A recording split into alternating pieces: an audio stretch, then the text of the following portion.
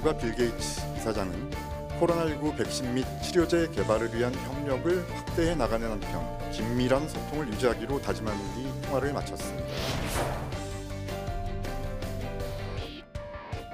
박쥐하고 사실 사람하고 같이 감염되는 바이러스들이 상당히 많습니다. 코로나에 걸려서 회복된 사람의 혈장 안에는 아주 풍부한 코로나 바이러스의 항체들이 있을 거다. 문 대통령 작심, 독한 주문.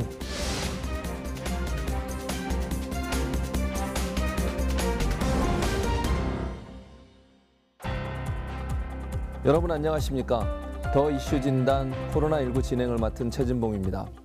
신규 확진자 수가 두 자릿수에 머물고 있지만 여전히 해외 유입과 재확진 사례가 많아 긴장을 늦출 수 없는 시기입니다. 여러분, 끝날 때까지 끝난 게 아닙니다.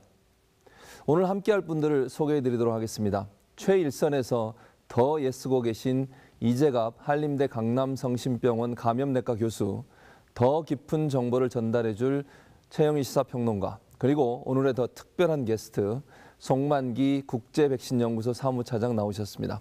안녕하십니까? 네, 안녕하세요. 더 이슈 진단 코로나19 오늘의 주제 화면으로 만나보시겠습니다.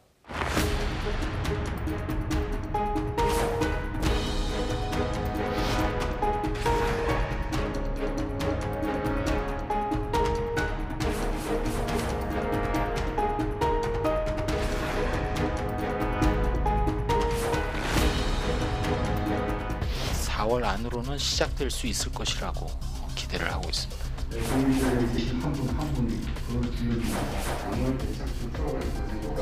우리가 방역에 있어서 모범 국가가 되었듯이 치료제와 백신 개발에 있어서도 앞서가는 나라가 되어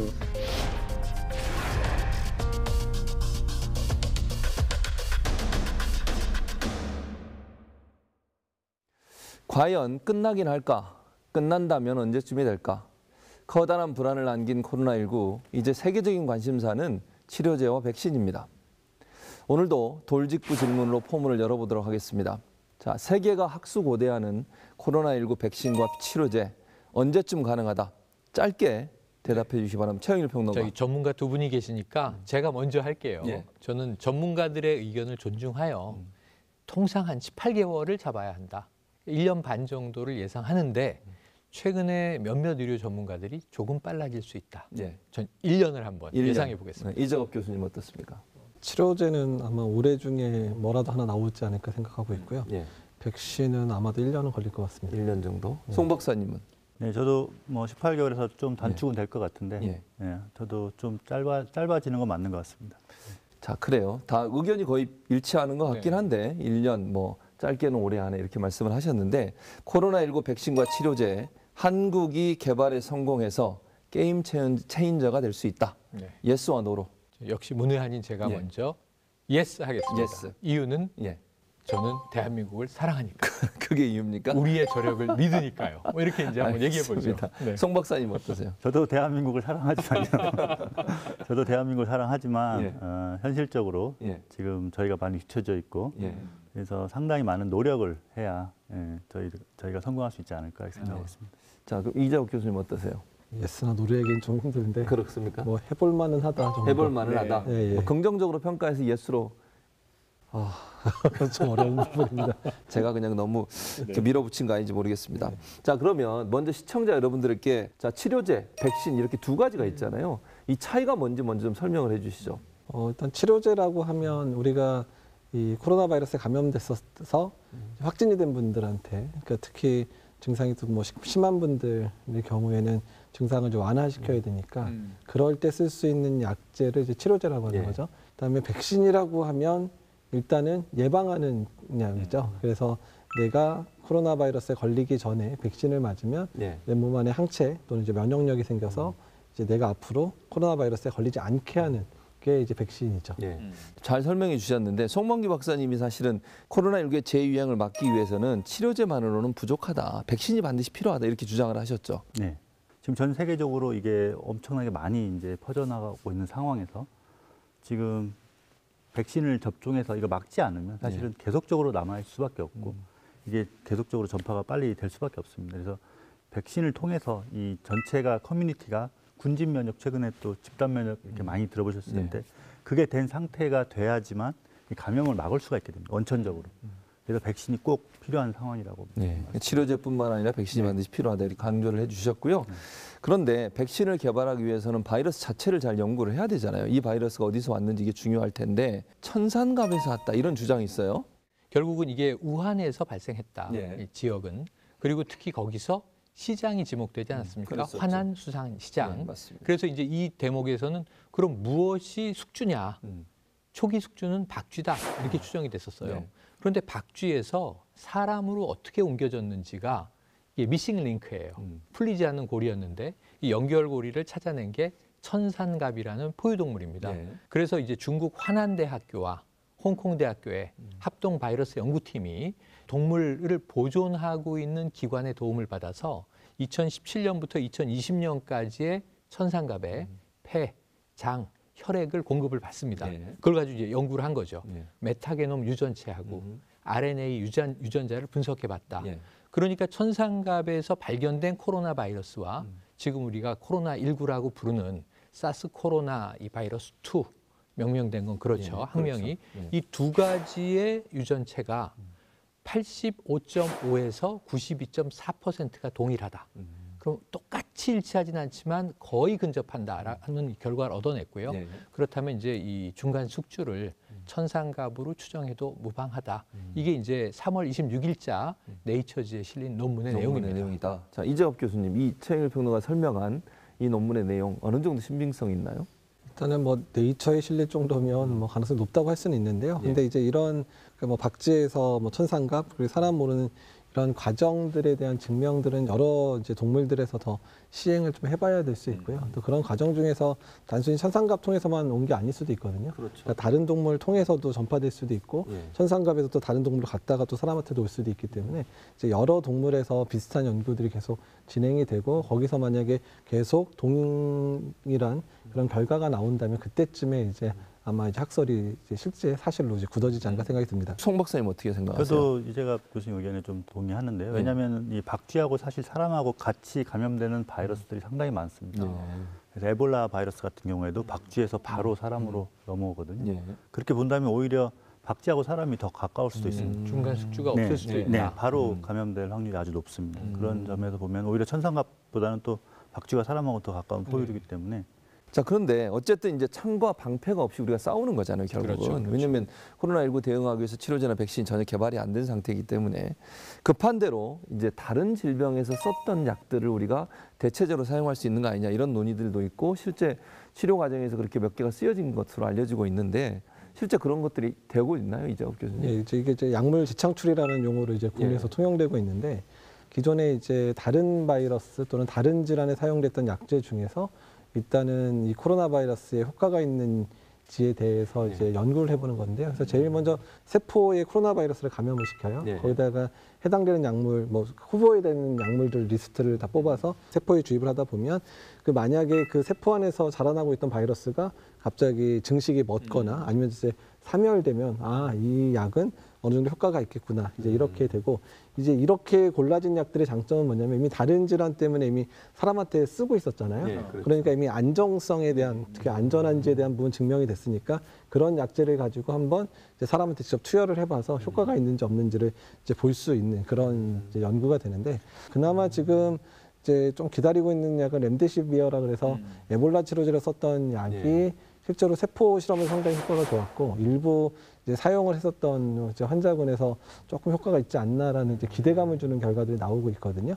그래서 그 약은 국내에도 그렇고 중국도 그렇고 현재 임상용으로 진행 중입니다. 이제 일반적인 치료를 하는 그룹하고 이 약을 쓰는 그룹을 대상으로 해서 효과가 있는지 없는지 비교를 하는데 뭐 빠르면 4월 말 늦어도 한 5월이나 6월쯤에 결과가 나올 것 같고 거기서 효과가 진짜 있다 그러면 실제로 이제 사용이 될 수도 있는 약인데 모릅니다. 근데 모든 임상 연구 결과가 우리가 예상했던 대로 좋게만 나오는 건 아니기 때문에 실제 이제 뚜껑이 열려봐야 아는 상황이라 좀 기다려봐야 될 것 같습니다. 그러니까요. 빨리 좀 치료제가 개발됐으면 좋겠다는 생각이 듭니다. 근데 이제 문제는 치료제든 백신이든 개발이 되고 나면 항상 우려되는 게 부작용이에요. 부작용. 맞습니다. 지난번에 우리 타미플루 같은 경우도 치료제로 개발이 됐었는데 여기에 대한 부작용에 대한 우려도 있었고. 왜냐하면 이게 타미플루 괴담이 만만치 않게 확산이 됐어요. 그 이유가 있습니다. 2009년에 부천에서 한 남중생이 타미플루를 복용하고 환각 증세를 보였다는 거예요. 그 6층의 아파트에서 뛰어내렸습니다. 전신 골절을 입었죠. 다행히 목숨은 건졌습니다. 근데 2016년에는 이번에는 이제 11살 남자아이가 타미플루를 먹었는데 역시 비슷한 증세를 보인 거예요. 창으로 뛰어내렸는데 21층이었습니다. 사망을 했죠. 또 그리고 이제 2018년 비교적 최근인데 부천에서 이번엔 한 여중생이 타미플루를 먹고 12층 집에서 추락을 했고 사망을 했어요. 그럼 이 세 사례만 봐도 횟수가 좀 벌어져 있지만 비슷한 상황인데 부모 입장에서 너무 놀랄 일 아니겠습니까? 그렇죠. 그래서 결국은 타미플루가 환각 증세를 일으키고 뭔가 높은 곳에서 뛰어내리도록 충동을 느끼게 하는 나쁜 부작용이 있는 거 아니냐 이런 얘기가 돌았는데 이 과학자들의 입장은 좀 달라요. 여러 가지 이유가 있을 수 있다는 거예요. 독감에 걸렸으니까 타미플루를 먹었을 거 아닙니까? 그렇죠. 그러니까 뇌에 어떤 다른 증상이 있었거나 또는 어떤 신경합병증으로 인해서 환각 증세가 나타났을 수 있지 않는가. 이재업 교수님도 거기에 동의하세요? 지금 얘기하신 그 설명에 대해서. 이제 저 역사를 보게 되면 일본에서 2000년대 중반부터 저런 레포트가 많았고 워낙에 타미플루는 일본에서 정말 많이 썼고요. 2000년대 초반, 그러니까 신종플루 유행하기 전까지는 전 세계 타미플루의 절반을 거의 일본에서 썼는데 그러다 보니까 그런 사례가 상당히 많이 보고가 되었었거든요. 그런 타미플루 사용했던 그룹과 그다음에 독감 걸렸을 때 안 사용한 그룹에 대한 장기 추적 결과를 봤더니 뭐 계속해서 이거는 타미플루에 대한 부작용이라기보다는 그러니까 인플루엔자에 걸린 것 자체에 대한 부작용 가능성이 높겠다. 왜냐하면 양쪽 근에서 다 비슷한 정도의 그런 그 이상 증상이 발견이 됐고 미국도 그렇고 국내 식약처의 자료도 보면 일단은 약에 의한 직접적인 부작용보다는 아마 인플루엔자에 의한 자체에 의한 부작용이 아닐까. 특히 이제 인플루엔자에 의해서 고열이 나면서 48시간 이내에 주로 이런 증상이 나타났기 때문에 오히려 증상이 심할 때 뇌의 어떤 여러 가지 영향 때문에 그러지 않나 이런 식으로 거의 결론이 나긴 했습니다. 어쨌든 뭐 이런 괴담 때문에 약을 쓰는 것을 좀 두려워하는 것은 없애야 되겠다 이런 생각이 들고요. 자, 그럼에도 코로나19에 대한 백신 치료제 개발 계속되고 있고 송 박사님 우리나라 같은 경우에 어느 정도 진척이 지금 되고 있는 건가요? 지금 대부분 우리나라에서 개발 중인 백신들이 다 전임상 단계에 있습니다. 뭐냐면 초기에 이제 후보 물질을 개발해서 그걸 가지고 지금 아마 동물 실험들을 하고 있는 단계에 있습니다. 근데 사실 백신 개발이라는 게 임상 부분이 가장 어렵고 그렇죠. 비용도 많이 들어가고 그래서 그 부분이 좀 이루어져야 되는데 우리나라에서 개발 중인 백신 중에 아마 조만간에 임상에 들어갈 백신이 이제 있는 것으로 알고 있는데 대부분의 나머지 백신들은 지금 그 독성 시험을 지금 이제 하려고 지금 그 GMP 생산 중에 있습니다. 그래서 아마 몇 개월 뒤에 아마 대부분의 백신들은 한두 개 빼고 몇 개월 뒤에 아마 임상에 들어갈 것 같습니다. 좀 기대를 해보도록 하겠습니다. 자, 그런데 지난 9일 날 문재인 대통령께서 우리 백신 관련해서 또 치료제 관련해서 회의를 가지셨는데 그때 이런 말씀하셨어요. 끝장을 봐라. 돈을 아끼지 마라. 또 한마디 더 하셨어요. 백신 개발해서 나중에 못 쓸까 봐 걱정하지 말고 돈 우리가 될 테니 걱정하지 말고 해라. 이런 얘기까지 하셨어요. 근데 그 자리에서 우리 송 박사님이 쓴소리를 대통령께 직접 하셨다고 그런 얘기를 들었는데 맞습니까? 뭐 쓴소리는 아니고요. 그렇습니까? 도움을 요청해. 그러셨군요. 무슨 도움을 요청하셨어요? 네, 이번에 이제 미국에서는 이미 임상이 지금 현재 2개가 들어가 있습니다. 그리고 중국에서 지금 하나가 들어가 있고요. 그게 이제 어떻게 보면 새로운 기록을 지금 세웠습니다. 뭐냐면 지카 백신 때 미국에서 그 개발부터 첫 임상이 들어갈 때까지 기간이 6개월이었습니다. 이번 그 코로나 19에 대해서는 불과 2개월 만에 임상이 들어갔습니다. 빨랐네요. 근데 실제로 백신 개발 과정을 보면은 사실 개발하는데 몇 개월, 그리고 또 아까도 계속 얘기했지만 독성 시험이라는 그 식약처에서 이제 저희가 허가를 다 받아야 되는 동물 실험을 통해서 아, 이 백신이 안전하구나 이거를 증명을 해야 됩니다. 근데 그 기간이 보통 한 5개월이 걸립니다. 그러니까 그런 기간을 다 거쳤다고 하면 실제로 2개월 만에 백신 임상이 절대로 들어갈 수가 없거든요. 그렇죠. 네, 맞습니다. 네, 그러면 이제 그런 거를 국가에서 이 상황이 심각하니까 그 전에 그 같은 플랫폼, 저희가 이제 플랫폼이라는 말을 상당히 많이 쓰는데 이게 말하자면은 같은 어떤 그릇 안에 어떤 담는 어떤 음식만 다르다 이렇게 생각하면 됩니다. 그래서 어떻게 보면 메르스 백신 했던 거, 그다음에 이번에 지카 했던 거 똑같은 플랫폼 안에 어떤 이 담는 음식만 다른. 그래서 기존의 이런 그릇이나 이런 것들은 안전성 이미 여러 번 휴먼 임상에서 증명이 된 것들입니다. 그렇죠. 그래서 그런 것들에 대해서는 좀 이런 독성 시험을 좀 면제를 해달라. 이제 그런 내용이었습니다. 근데 문제는 예. 우리나라에서 지금 우리나라가 제가 생각할 때 가장 큰 문제는 이러한 플랫폼 기술 자체가 거의 없습니다.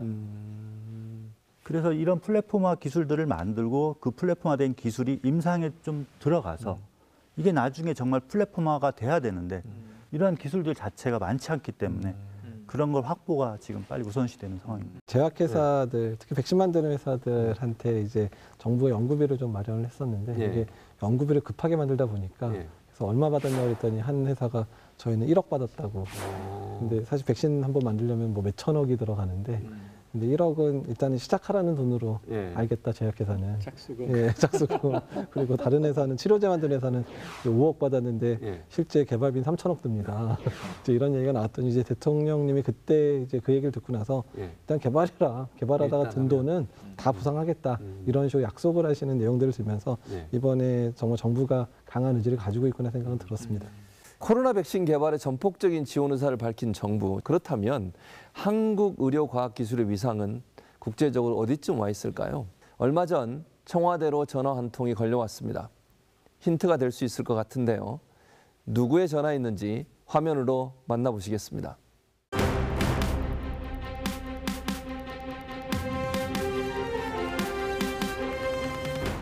Nobody really knew. Well, unfortunately, even though there's a substantial risk of various types of epidemics,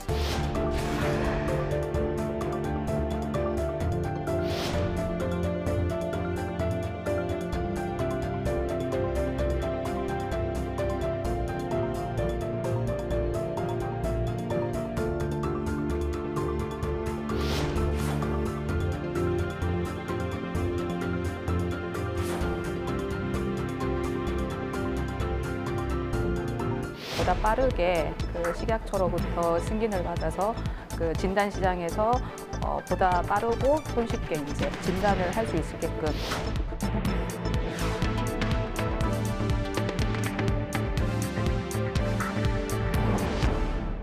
빌 게이츠가 문 대통령에게 전화를 해서 백신 개발 그리고 치료제 개발과 관련해서 협력을 요청을 했는데 일각에서는 뜬금없는 거 아니냐 이런 얘기도 있습니다. 어떤 상황입니까, 이정욱 교수님? 일단 이제 빌 게이츠가 지금까지 어떤 일을 했었는지를 좀 알면은 이 상황이 좀 이해가 되실 텐데요.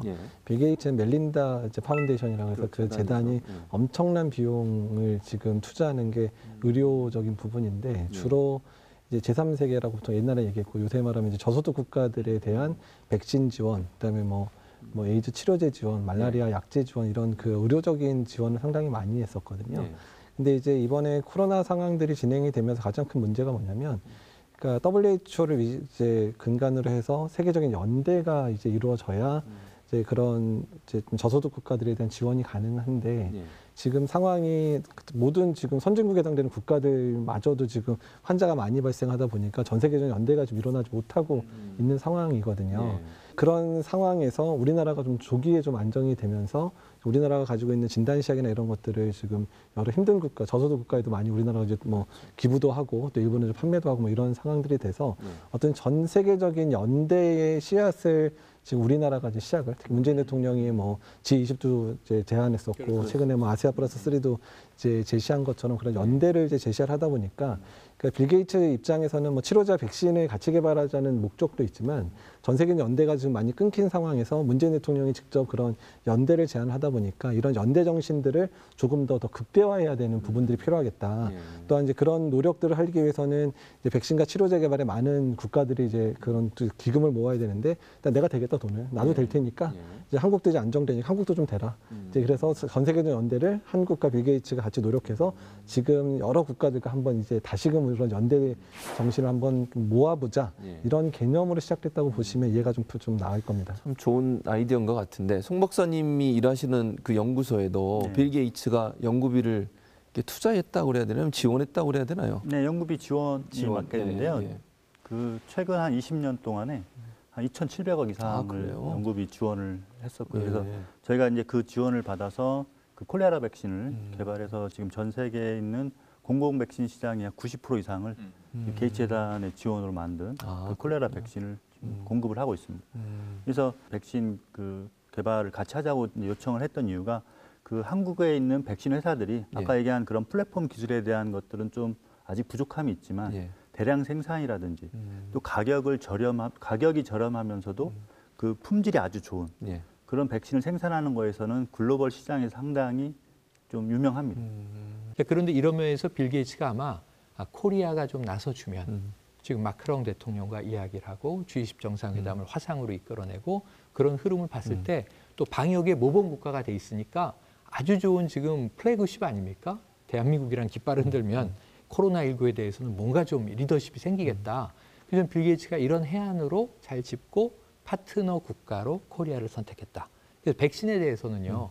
전 공동으로 개발한다면 우리가 먼저 할까, 미국이 먼저 할까, 홍콩이 먼저 할까 이게 아니고 같이 해야 되니까 공동 보조를 맞춰야 되지 않습니까? 우리가 잘하는 대량 생산 기술을 댄다면 미국은 앞서 있는 기초과학 기술을 대고 이렇게 해야 되겠죠. 그래서 이 그림에 우리가 한국이 한다라고 생각하는 것보다 저는 문재인 대통령을 필두로 세계가 하는데 자, 게이츠와 코리아가 손잡고 먼저 시작하겠다. 붙어라. 이런 그림이 좀 좋지 않을까 하는 생각을 해봅니다. 자, 빌 게이츠 얘기도 했지만 사실 해외 정상들이 우리나라 진단키트에 대해서 관심도 많고 지원도 요청도 많이 하고 있지 않습니까? 그래서 저희가 우리 시청자분들한테 그 진단키트가 대체 뭔가 보여드리기 위해서 정말 어렵게 준비를 했습니다. 이게 저도 처음 보는 건데요, 사실은. 네, 기자일 평도 처음 보는 거죠, 이거. 이 세계 정상들이 그토록 찾고 있는 이 진단키트가 뭔지. 그러고 있죠, 지금. 그래서 이 진단키트가 어떻게 작동하고 있는지 저는 전문가가 아니기 때문에 이재갑 교수님 좀 설명을 해주시면 고맙겠습니다. 사실 이제 이 시약을 사용하기 전에 일단 우선 검체 채취를 해야 되죠. 그래서 이제 검체 채취하는 이제 이걸 통해서 뭐 코든 입이든 또는 이제 가래를 받아 검체 채취가 되면 이제 바이러스를 뭐 불활화시키는 기계도 있고 또 바이러스를 이제 뽑아내는 기계도 있고, 근데 이제 그 안에 이제 그때마다 들어가는 시약들이 있는데 이제 여기 여러 개가 있잖아요. 그러네요. 여러 개 시약들을 이제 단계별로 이렇게 반응을 시키고, 그다음에 그렇게 된 약을 이제 그 기계에 이제 다 섞은 거를 넣게 되면 이제 표준적인 바이러스, 그러니까 이제 실제 바이러스 양성이 나오는 검체가 있고 또 이게 여기 채취된 거를 그 기계 안에서 비교를 하는 겁니다. 그래서 유전자를 계속 증폭을 하면서 바이러스가 이제 많으면 빨리 결과가 나올 거고 바이러스가 부족하면 여러 번 증폭해야 되는 단계가 되니까 이제 그럼 이 사람의 바이러스가 몸 안에서 뭐 어느 정도 수준에 있다까지 이제 알려주는 그런 이제 진단 방법이거든요. 그럼 교수님 궁금한 게 그걸 시약하고 섞는 또 용기가 따로 있어요? 그러니까 여러 가지 이제 일단 도착을 하게 되면 이거를 이제 우리 보통 파이펫이라 그러는 거를 이제 살짝 덜어내서 여러 시약이랑 반응을 이제 시작을 하고요. 그 시약들을 이제 여러 기계에 넣어서 뭐 추출하는 과정, 뭐 불활화하는 과정, 추출하는 과정, 증폭하는 과정 이런 것들을 하는데 예전에는 그거를 다 다른 단계에서 다 다른 기계를 이용했는데 요새는 이제 실시간 리얼타임이라 그러는 거는 이게 어느 정도 혼합된 거를 그냥 기계 안에 넣으면 기계 안에서 그 모든 거를 다 이제 진행을 하기 때문에 그런 단계를 하니까 그래서 이제 요새 이제 실시간 이제 RT-PCR 방법도 6시간, 뭐 3시간이나 6시간 만에 가능한 게 그런 단계를 다 이제 축소해서 그 기계 안에서 이루어지게 해놓은 거거든요. 그 시약 안에 이게 색깔이 다르잖아요. 이게 무슨 차이가 있는 겁니까?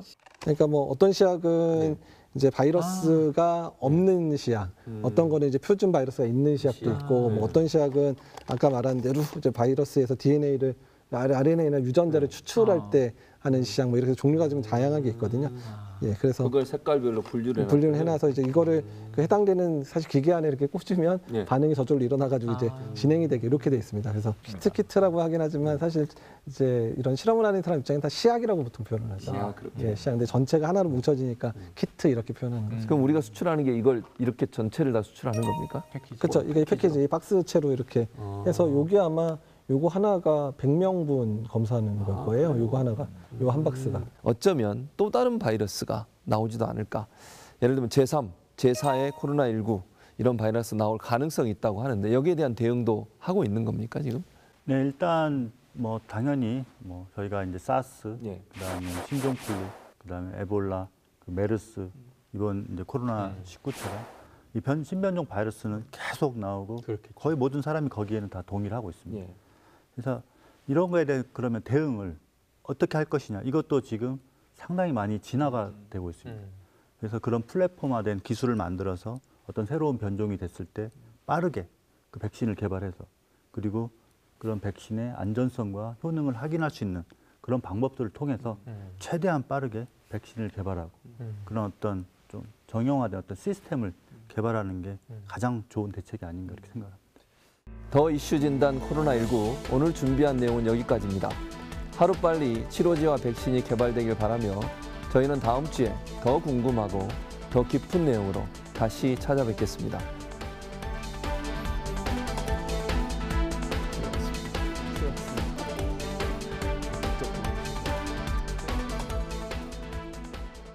코로나19 같은 경우에는 정말 임상까지도 이제 가야 되고 실제 백신이 필요한 상황이 됐기 때문에 이런 지원이 없으면 사실 대부분의 기업이나 이런 연구소에서 개발할 수가 없습니다. 이번 지원이 너무나 중요합니다. 그래서 정부의 이번 그 지원 약속이 정말 백신 개발 연구에 너무나 큰 도움이 될 것 같습니다.